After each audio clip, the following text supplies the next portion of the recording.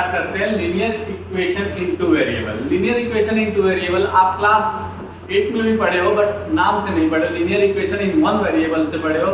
अब यहाँ पे हमें पढ़ना क्या है, linear equation in two variable. तो टू वेरिएबल मीन्स क्या होता है, linear equation in two variables का जो फॉर्म होगा आपका हमेशा इस फॉर्म में होगा, a1x plus b1y equal to c1, a2x plus b2y equal to c2। ये linear equation in two variable है, where a, b and c are real number। a, b and c are real number, but a and b not equal to 0। a और b 0 नहीं हो सकते, यानी a not equal to 0 and b is also not equal to 0। Why? ऐसा इसलिए होता है क्योंकि दो वेरिएबल में देखो यहाँ पे हमेशा टू वेरिएबल आएंगे। अगर जो a और b को हम 0 कर देते हैं तो ये वेरिएबल होगा ही नहीं, टू वेरिएबल होगा ही नहीं, ये कांस्टेंट रह जाएगा। For example 2x plus 3y equal to 5। ये देखिए टू वेरिएबल है, ये टू वेरिएबल है, क्लियर। ये a1 ये b1। अगर जो मैंने ऐसे लिखा 0x plus 0y equal to 5 तो ये linear equation in two variable होगा ही नहीं, ये होगा लीनियर इक्वेशन। क्यों? क्योंकि यहाँ वेरिएबल जब मल्टीपल होंगे, दोनों वेरिएबल मल्टीप्लाई होगा 0 से, तो ये 0 हो जाएंगे, तो ये तो कोई इक्वेशन ही नहीं बना, ओनली 5 बचेगा आपके पास। तो ये पॉसिबल नहीं है, इस वजह से a नॉट इक्वल टू 0 और b नॉट इक्वल टू 0 लिखते हैं, क्लियर। अब देखो चैप्टर का नाम है linear equation in two variable, तो हमने टू वेरिएबल पढ़ा है। इसमें क्या होगा, दो इक्वेशन होंगे, इसमें हमेशा दो इक्वेशन होंगे, फर्स्ट इक्वेशन सेकंड इक्वेशन। और इक्वेशन को सेटिस्फाइड करना होता है, किसी भी इक्वेशन को सेटिस्फाइड करना होता है। जैसे मान लो मैंने यहाँ पे इक्वेशन लिखा 2x - 3y इक्वल टू में 6 लिख दिया। अब इसे सेटिस्फाइड करना है कि 6 के इक्वल आना चाहिए, तो y की वैल्यू 0 और x की वैल्यू 3 होगी, तो ये सेटिस्फाइड होगा। कैसे? तो देखो x की वैल्यू 3 और y की वैल्यू 0 लिया, तो 2 × 3 - 3 × 0 इक्वल टू 6, तो 3 2 जा 6, ये दोनों साइड इक्वल हो गए, तो इस वैल्यू पे ये इक्वेशन सेटिस्फाइड है। तो जरूरी नहीं है कि केवल यही वैल्यू होगा, ऐसे बहुत सारे वैल्यू होंगे सेटिस्फाइड करने के लिए। जैसे x का 0 कर दो, y का -2 कर दो, इस पॉइंट पे भी इक्वेशन सेटिस्फाइड होगा। तो ऐसे बहुत सारे वैल्यू आपके पास अवेलेबल हैं जिसको इक्वेशन को सेटिस्फाइड करने के लिए।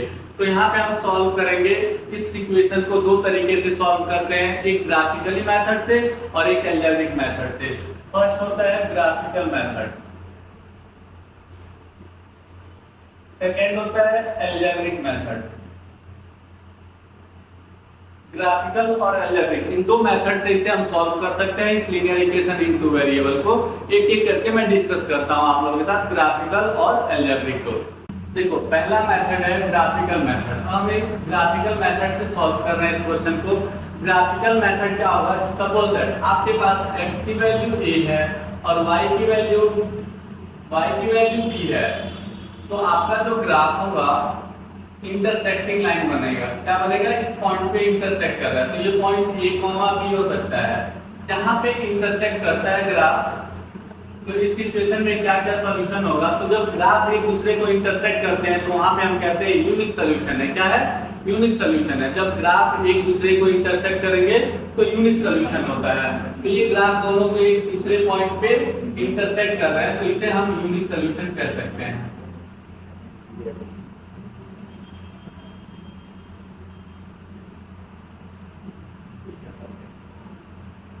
तो जब ग्राफ इंटरसेक्ट करते हैं तो उसे हम यूनिक सॉल्यूशन कहते हैं। और इस सिचुएशन में क्या होगा, कांसिस्टेंट होंगे। क्या होंगे, कांसिस्टेंट होगा। फर्स्ट एक्सरसाइज में यही सारी बातें आपसे पूछी जाएंगी कि सॉल्यूशन इनफाइनाइटली है, कांसिस्टेंट है, इनकांसिस्टेंट है, तो ये सारी चीजें हम डिस्कस करते हैं। जब कोई भी ग्राफ एक पॉइंट पे इंटरसेक्ट करेगा तो उसका सॉल्यूशन हमेशा यूनिक सॉल्यूशन होगा, और वो ग्राफ क्या होगा, कांसिस्टेंट कहलाएगा। क्या कहलाएगा, कांसिस्टेंट कहलाएगा। और सॉल्यूशन क्या होगा, यूनिक सॉल्यूशन होगा। तो ये फर्स्ट पॉइंट था आपका। अब इसी में हम सेकेंड पॉइंट की बात करेंगे। सेकेंड पॉइंट होगा जब ग्राफ कोइंसिडेंस होता है। ग्राफ कोइंसिडेंस कब होगा, जब इनफाइनाइटली मेनी सॉल्यूशन होते हैं। यानी जैसे सपोज है कि हमारा एक ग्राफ बना और सारे पॉइंट एक ही जगह पे लाई कर रहे हैं, एक ही लाइन पे ये सारे पॉइंट लाई कर रहे हैं, तो इस सिचुएशन में जो हमारा ग्राफ होगा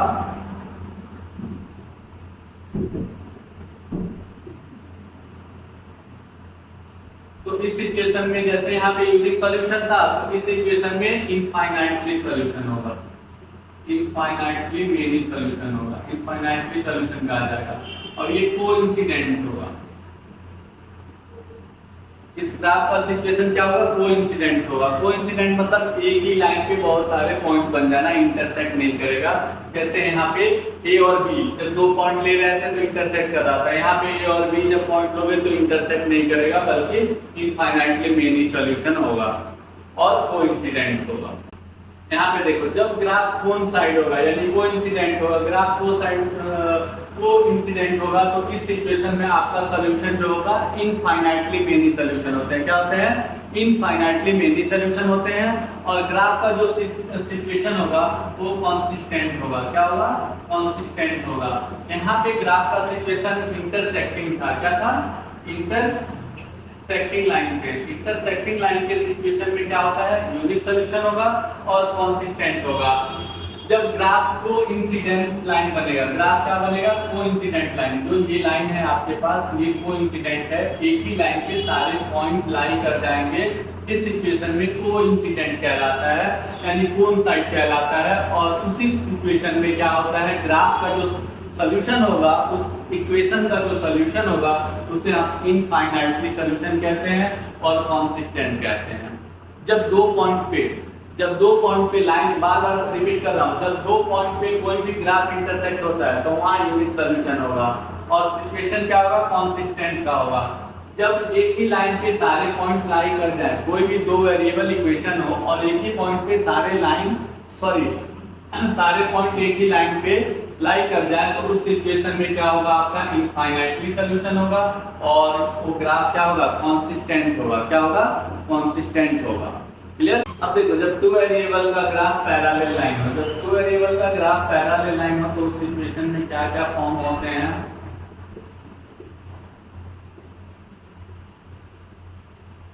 जब ये दो लाइन बिल्कुल पैरेलल होंगे, ये दोनों लाइन एक दूसरे के जब पैरेलल हो जाएंगे तो इस सिचुएशन में क्या होता है?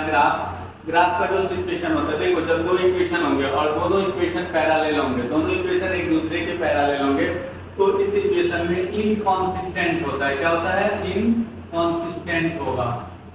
क्या होगा? इनकंसिस्टेंट होगा और यहाँ पे कोई भी सॉल्यूशन नहीं होगा, नो सॉल्यूशन। इस सिचुएशन में आप उस दो इक्वेशन को आप सॉल्व नहीं कर सकते हो जब आपका ग्राफ पैरेलल हो, उसमें इनकंसिस्टेंट कहलाएगा। क्या कहलाएगा? इनकंसिस्टेंट कहलाएगा। किस सिचुएशन में ये सारी बातें होती है?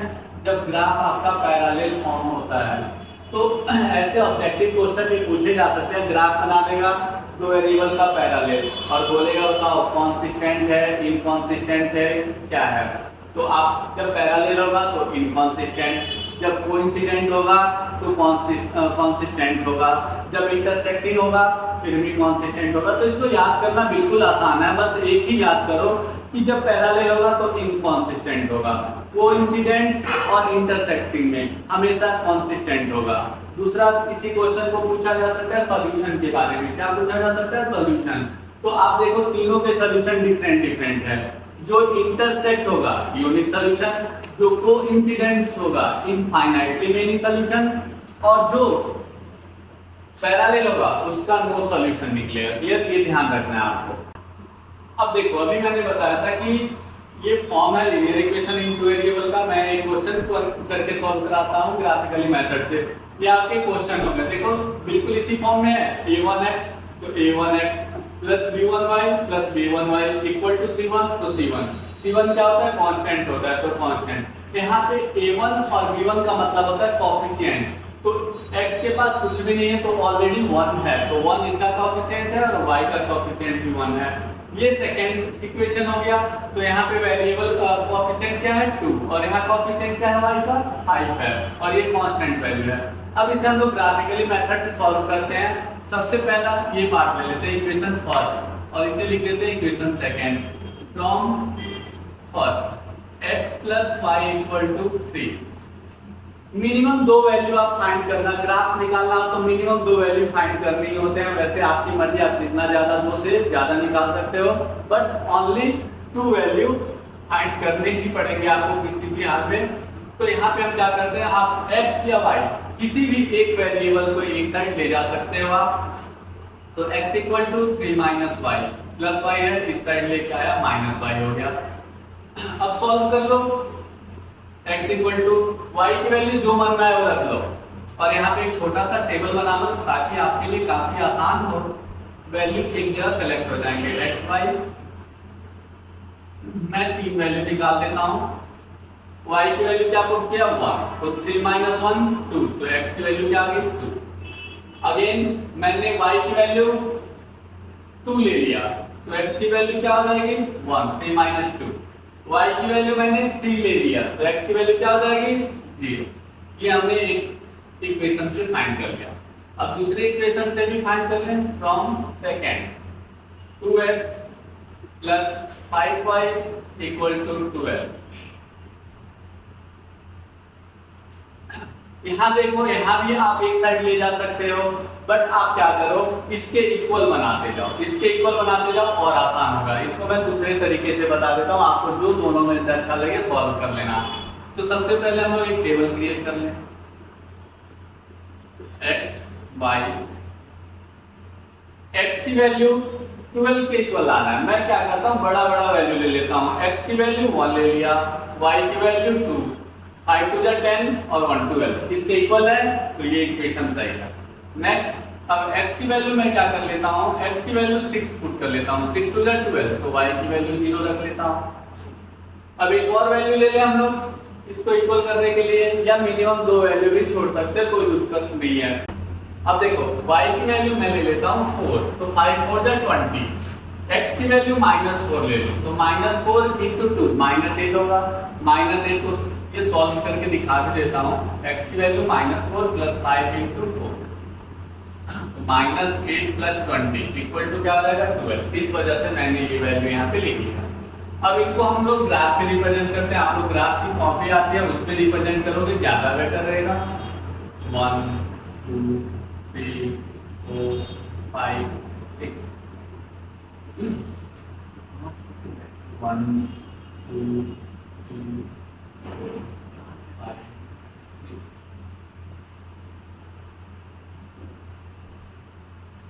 यहाँ पे मैंने 3 वैल्यू फाइंड कर दिया, बट आप लोग 3 वैल्यू फाइंड कर दिया मैंने। आप लोग क्या करना, 2 वैल्यू भी फाइंड कर सकते हैं, कोई प्रॉब्लम नहीं होगी। तो मैं 2 वैल्यू को ही रिप्रेजेंट करके दिखा रहा हूँ। x की वैल्यू क्या है 2, तो x की वैल्यू 2 यानी यहाँ पे डॉट करो, और y की वैल्यू 1, तो इसका मतलब यहाँ पे एक लाइन बन जाएगा। x की वैल्यू 1, तो यहाँ पे y की वैल्यू 2, इट मींस यहाँ पे एक लाइन बनेगा। इसको देखो, यहाँ x की वैल्यू क्या, पहले इन दोनों लाइन को मैच करा दो। स्केल से बिल्कुल स्ट्रेट बना देना आप लोग, थोड़ा सा मेरे हाथों से इधर उधर हो सकता है, ये बना। अब इसकी वैल्यू लो, x की वैल्यू 1, y की वैल्यू 2, देखो बिल्कुल एक पॉइंट मैच करेगा कि नहीं। यहाँ पे x की वैल्यू 6 और y की वैल्यू x की वैल्यू 6 और y की वैल्यू 0 यहाँ पे, तो देखो ये बिल्कुल एक पॉइंट यहाँ पे बन रहा था। ये दोनों क्या करेंगे, बिल्कुल आपस में जा करके एक दूसरे को इंटरसेक्ट कर दिए। यहाँ पे पॉइंट इंटरसेक्ट हो गया, देखिए यहाँ पे पॉइंट इंटरसेक्ट हुआ। पॉइंट इंटरसेक्ट होते ही हम ग्राफ के बारे में क्या क्या बताएंगे। ग्राफ के पास क्या होगा, यूनिक सॉल्यूशन होगा। सॉल्यूशन कैसा होगा इसका, यूनिक सॉल्यूशन होगा, यूनिक सॉल्यूशन होगा इसका। दूसरा नेचर क्या होगा इसका, कॉन्सिस्टेंट होगा। क्या होगा, कॉन्सिस्टेंट होगा। ये चीजें हो गई, तो ये 2 बातें ध्यान रखना। देखो ग्राफ इंटरसेक्ट किया तो मैंने ये बता दिया, और अभी इससे पहले बोला था कि ऑलरेडी ग्राफ गिवन हो तो उसको देख करके ये चीजें भी बता सकते हो, और यहाँ पे ग्राफ निकाल करके भी बता दिया। इसी तरह से आपका इंटरसेक्टिंग लाइन का बनाओगे, नो सॉल्यूशन का बनाओगे और कोइंसिडेंट का बनाओगे।